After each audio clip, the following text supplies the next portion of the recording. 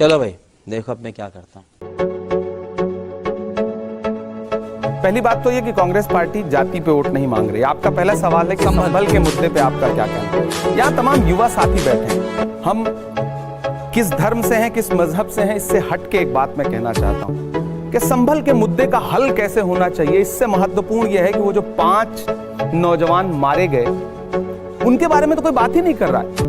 ऐसा नैरेटिव बना दिया गया कि चर्चा जो है ये हो रही है कि आज पुलिस प्रशासन ने ये बयान दिया, आज ये दिया। जिस दिन से वो 5 बच्चे, नौजवान बच्चे, न साजिश थी न कोई जंग का ऐलान लिखा था, बुझी आंखों में एक मासूम सा अरमान लिखा था, जिसे दंगाई कह के सीधे गोली मार दी तुमने, उसी मजदूर के सीने पे हिंदुस्तान लिखा था। मैं बहुत भावुक हूं। क्या किसी ने एक संवेदना का शब्द, सत्ता में बैठे हुए किसी एक व्यक्ति ने एक संवेदना का शब्द बोला है? 5 लाशें उठी हैं। इधर 26 नवंबर को महामहिम राष्ट्रपति महोदया संसद में भाषण दे रही थी, मैं सामने बैठा हुआ था, और 162 किलोमीटर दूर संसद से संभल में 5 जनाजे एक साथ उठ रहे थे। छोड़ दीजिए वो हिंदू थे या मुसलमान थे, विजुअल है इस बात के ना कि पुलिस गोली चला रही थी। मैं भी यहां बैठ के बात कह रहा हूं। अगर पुलिस ये कहती है कि वो पत्थर मार रहे थे, तो उन लड़कों को किसने मारा उसका विजुअल आपके पास कहां है? पुलिस जो नैरेटिव बना दे, डीएम प्रेस कॉन्फ्रेंस कर रहे हैं, कमिश्नर प्रेस कॉन्फ्रेंस कर रहे हैं, सत्ता के शीर्ष पे बैठे एक शब्द नहीं बोल रहे हैं। क्या इंसानों की जान की कोई कीमत नहीं है? सदियों से यहीं पर रहता है, जाने कितने दुख सहता है। भीगी पलकों से एक बेटा भारत मां से ये कहता है, पुरखे हम सबके गोद में तेरी खाक ओढ़ के लेटे हैं, मां हम भी तेरे बेटे हैं। है ना इमरान साहब, बीजेपी कह रही है, इस पे कोई बात ही नहीं कर रहा है। मुझे हैरत है, ये निकल आया, वो निकल आया। यहां आज भी, कल भी संसद में संविधान पे बहस हो रही है और वहां बुलडोजर चल रहा है। अच्छा, कोई बात नहीं करेगा इस पे, मीडिया भी बात नहीं करेगी, राजनीतिक दल भी बात नहीं करेंगे। कितना मतलब, मैं एक बतौर इंसान, एक देश का एक जिम्मेदार नागरिक, पढ़ा लिखा व्यक्ति, मैं सवाल पूछता हूं, सत्ता क्यों चुप है? संवेदना के एक शब्द भी क्यों नहीं? हमारी पार्टी का स्टैंड क्लियर है। राहुल गांधी जी गए, जा रहे थे, उनको जाने नहीं दिया गया। नेता प्रतिपक्ष को क्या अब यह भी अधिकार नहीं रह गया है कि वो जाकर के पीड़ितों से मिल सके? मुझे देश से पूछना है, क्यों नहीं मिलने देंगे? क्या छुपाना चाहते हैं? आपने राहुल गांधी का जिक्र किया, वो पीड़ित परिवार के साथ मिलना चाह रहे थे। यहाँ पर बीजेपी बार बार ये आरोप लगा रही है कि कांग्रेस एक लाइन नहीं ले रही, वो ये नहीं बता रही कि आखिर वो है किसके साथ। भाजपा किसके साथ? सवाल मेरा है। सरकार किसके साथ है? नहीं, वो तो संविधान पर मंदिर के साथ हाथ रख करके कसम खाने वाले लोग किसके साथ खड़े हैं? संविधान के साथ, या किसी धर्म के साथ, किसी इंसान के साथ, किसी जाति के साथ, किसी मजहब के साथ? इंसान के साथ क्यों नहीं? पीड़ितों के साथ क्यों नहीं? योगी जी, 2 दिन से संविधान पे बहस सुन रहा हूं। आप विश्वास करें, मतलब सिर्फ आरोप प्रत्यारोप है। गृह मंत्री जी कल भाषण दे रहे थे, और जिस अंदाज में उन्होंने अंबेडकर जी को, जिस अंदाज में उन्होंने कहा ना कि आज एक फैशन हो गया अंबेडकर अंबेडकर अंबेडकर, अगर इतनी बार भगवान का नाम लेते तो 7 जन्मों के लिए स्वर्ग मिल जाता। देश के गृह मंत्री की यह भाषा होनी चाहिए? नहीं होनी चाहिए। इस देश के दलितों के लिए, पिछड़ों के लिए अंबेडकर भगवान ही हैं। भगवान मानता है उनको। इस देश की महिलाओं को जो अधिकार दिया है उन्होंने, वो भगवान जैसा ही है। तो मुझे लग रहा है, आप कह रहे हैं कि जश्न मनाना चाहिए, तो मेरा भी मन करता है कि मैं जश्न मनाऊं। मेरा भी मन करता। 75 वर्ष हम लेके आए थे संविधान को, कांग्रेस पार्टी संविधान लेके आई थी। आप अंदाजा लगाइए कि पंडित नेहरू को 1947 में जो देश मिला था, वहां से उठा करके देश को कहां लेकर के आए। आज आपके पहला सवाल है, उत्तर प्रदेश में लोकप्रिय कौन, राहुल गांधी जी, अखिलेश यादव जी? सबसे पहली बात तो है कि आप राहुल जी को सिर्फ उत्तर प्रदेश तक सीमित नहीं कर सकते। राहुल जी राष्ट्रीय नेता हैं।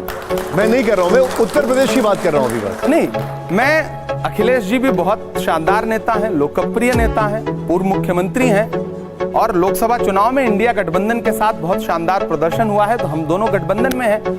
तो मुझे लगता है कभी कभी कि ऐसी परिस्थिति आप किसी के सामने क्यों लाते हैं कि 2 भाई उसके सामने खड़ा कर दें कि भैया इसमें से बताओ, इसके अंदर ज्यादा प्रतिभा है। राहुल जी राष्ट्रीय स्तर पर राजनीति कर रहे हैं, और अखिलेश जी हर इंटरव्यू में आपके चैनलों पे भी शायद बोल चुके हैं कि मेरा लक्ष्य जो है उत्तर प्रदेश की राजनीति है। तो मुझे लगता है ये सवाल ही नहीं बनता है, दोनों लोकप्रिय हैं। अच्छा, दोनों में बेहतर कौन है? देश का प्रधानमंत्री जिसके लिए काम करे, उससे बड़ा उद्योगपति कौन हो सकता है? ठीक है। आप इन दोनों में से एक तो किसको चुनेंगे? नहीं मतलब भाई हम इन दोनों में से तो कोई भी मुझे गोद ले ले मैं तो खुश ही रहूंगा। ठीक है, हमारा भारतीय जनता पार्टी जिन प्रतीकों के माध्यम से खेलना चाहती है ना, देश अब समझता है। आप उधर तो दलितों के खिलाफ अत्याचार करवाएंगे, आप अत्याचार करवाएंगे और इधर सोचेंगे कि अंबेडकर जी की एक फोटो लगा देंगे तो दलित बहुत खुश हो जाएगा।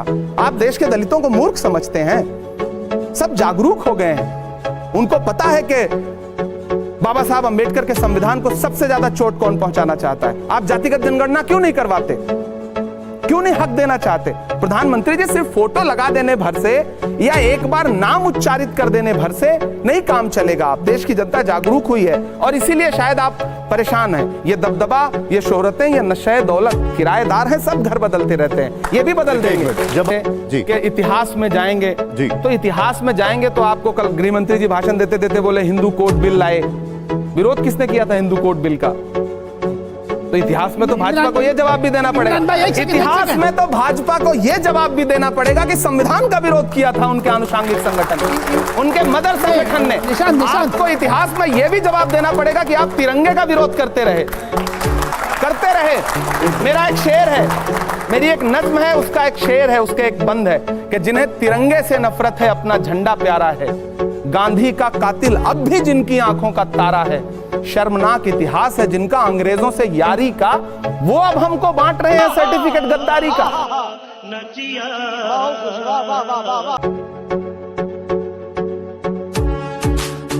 आपके ऊपर एक आरोप लगता है, क्योंकि अभी जिक्र हो रहा है कि आप जो हैं वो बहुत ही कट्टरवादी हैं, ये आपके ऊपर आरोप लगता है। मैं आपका एक शेर पढ़ के सुनाता हूं। ना बुजदिल की तरह, ये आपकी एक बाइट है बल्कि, ना बुजदिल की तरह तुम जिंदगी से हार कर मरना। अगर इसमें भी लोग ताली बजा रहे हैं, अगर मरना पड़े तो 4-6 को मार के मरना।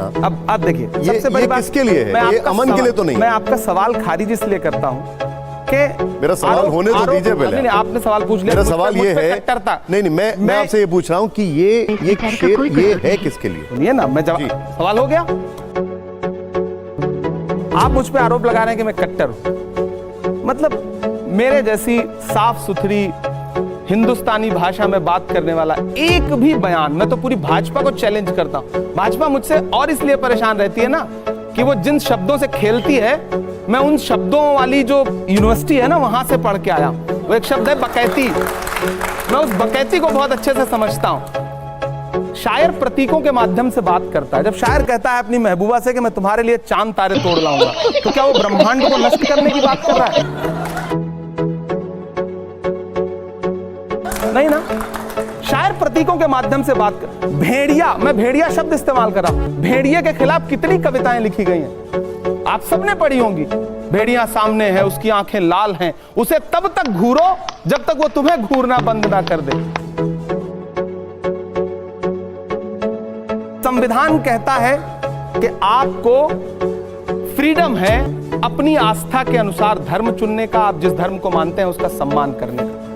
इस्लाम धर्म कहता है जिस देश में रहते हो उससे मोहब्बत तुम्हारे ईमान का हिस्सा है। यह सवाल क्यों आता है कि आपको देश ज्यादा पसंद है या इस्लाम पसंद है, या देश ज्यादा पसंद है या कुरान धर्म के आधार पर? मुझसे अगर कोई मुझे पूछे कि आपके वालिद आपको पसंद है या आपकी मां के बारे में, आपकी मां आपको नहीं, संविधान में धर्मनिरपेक्षता लिखा है तो धर्मनिरपेक्ष। मैं, आप मेरे सामने अभी पूजा करिए, भजन गाइए, मैं आपका सम्मान करूंगा। मैं नमाज पढ़ूं, मैं कुरान की आयत पढ़ूं, आप मेरा सम्मान करिए। धर्मनिरपेक्षता का मतलब यह है, धर्मनिरपेक्षता का मतलब यह नहीं है, गलत तरीके से व्याख्यायित किया गया। सेकुलरिज्म का मतलब यह नहीं कि आप मेरा धर्म मानने लगे, मैं आपका धर्म मानने लगूं। हम दोनों एक दूसरे के धर्म का सम्मान करें, यह है सेकुलरिज्म। अमित शाह, उसके लिए कहा जाता है कि कांग्रेस ने उसको ऐसा बनाया कि उसमें कोई भी स्पेशल अधिकार नहीं मिलता। मीठा मीठा गप, कड़वा कड़वा थू, कुछ भी हो आप बाकी जाके कांग्रेस पे यार, क्योंकि आपको मुसलमानों के कंधे पे बंदूक रख के वोट मांगना है, इसलिए आपको मुसलमानों को टारगेट करना है। मुझे पता है आप मस्जिदों के नीचे भगवान नहीं ढूंढ रहे हैं, आप वोट बैंक ढूंढ रहे हैं। Bye bye, tata, goodbye, गया।